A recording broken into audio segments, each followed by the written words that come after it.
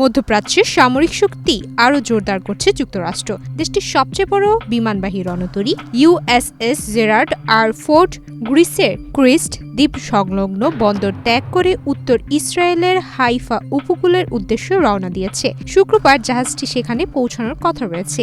এই পদক্ষেপকে অঞ্চল জুড়ে চলমান উত্তেজনার প্রেক্ষাপটে গুরুত্বপূর্ণ হিসেবে দেখা হচ্ছে। এর পাশাপাশি যুক্তরাষ্ট্র প্রায় 1 ডজন অত্যাধুনিক যুদ্ধ বিমান ইসরায়েলে পাঠিয়েছে।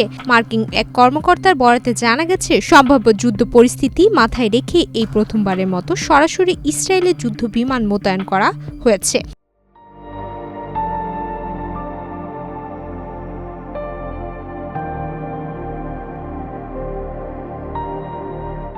যদিও এ বিষয়ে আনুষ্ঠানিক ঘোষণা দেয়নি মার্কিন প্রশাসন, দেশটির প্রতিরক্ষা দপ্তরও কোনো মন্তব্য করতে রাজি হয়নি।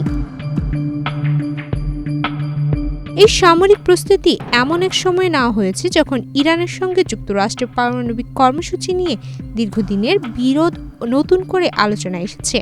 মার্কিন প্রেসিডেন্ট ডোনাল্ড ট্রাম্প 19 ফেব্রুয়ারি এক বক্তব্যে বলেন, ইরানকে 10 থেকে 15 দিনের মধ্যে একটি সমঝোতায় পৌঁছাতে হবে, তা না হলে খুব খারাপ ঘটনা ঘটতে পারে বলে সতর্ক করেন তিনি। তার এই বক্তব্যের পর থেকেই মধ্যপ্রাচ্যের সামরিক তৎপরতা বৃদ্ধি পেয়েছে বলে মনে করছেন বিশ্লেষকেরা।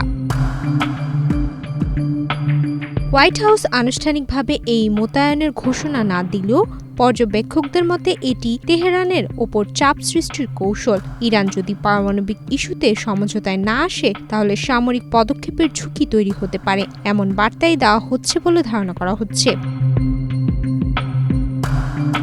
বিশ্লেষকদের মতে ইসরায়েলের উপকূলে মার্কিন রণতরী অবস্থান নেওয়া কেবল প্রতিরক্ষামূলক প্রস্তুতি নয়, বরং এটি কূটনৈতিক ও কৌশলগত বার্তাও।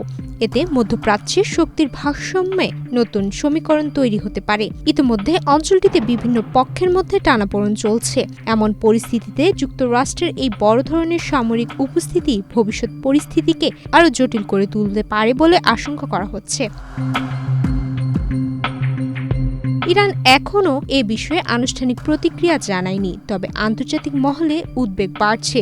মধ্যপ্রাচ্য কি নতুন করে বড় ধরনের সংঘাতের দিকে এগোচ্ছে?